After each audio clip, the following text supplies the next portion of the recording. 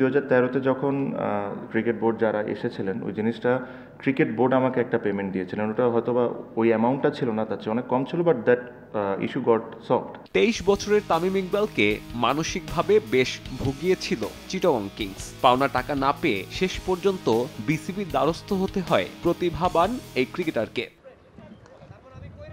ওই ফ্র্যাঞ্চাইজিকে এবার ফিরিয়েছে বিসিবি, ফিরেছে পারিশ্রমিক বিতর্ক। দল দেওয়ার ক্ষেত্রে তাই বিসিবিকে আরো সতর্ক হওয়ার পরামর্শ তামিম ইকবালের। এটা কিন্তু পাস্টে হয়েছে, আমি যেটা বলছি যে 50% পেন্ডিং ছিল, তারপরে একটা নেগোসিয়েশন হয়ে প্লেয়াররা 25% নিয়ে খুশি হয়ে চলে যায়। বাট দোষ তো এখানে প্লেয়ারদের না।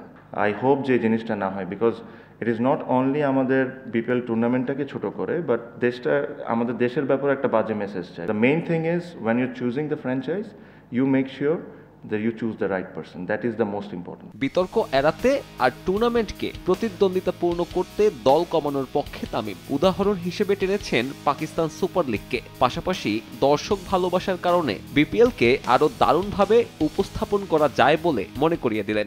যে ধরনের দর্শক আপনি এই টুর্নামেন্টে দেখছেন, এটা মনে হয় না আমি লাস্ট 2-3 সিজনে দেখছি।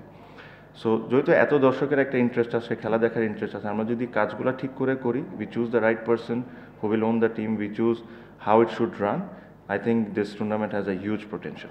PSL যখন স্টার্ট হয়েছে ওটা কিন্তু 5টা ফ্র্যাঞ্চাইজ নিয়ে শুরু করেছে। That's why the cricket quality was really really good. Play of নিশ্চিত করা বরিশাল কোয়ালিফায়ার পর্বে বাড়াচ্ছে দলের শক্তিমত্তা। আসবেন অ্যাডাম মিলনে, যোগ হতে পারে আরও নাম, যদিও কোয়ালিফায়ারে দলে বড় পরিবর্তনের পক্ষে নন অধিনায়ক।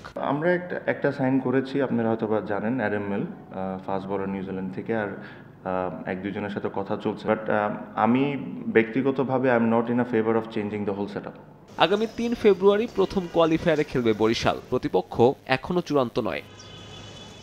সাব্বির মিথুন, সময় সংবাদ, ঢাকা।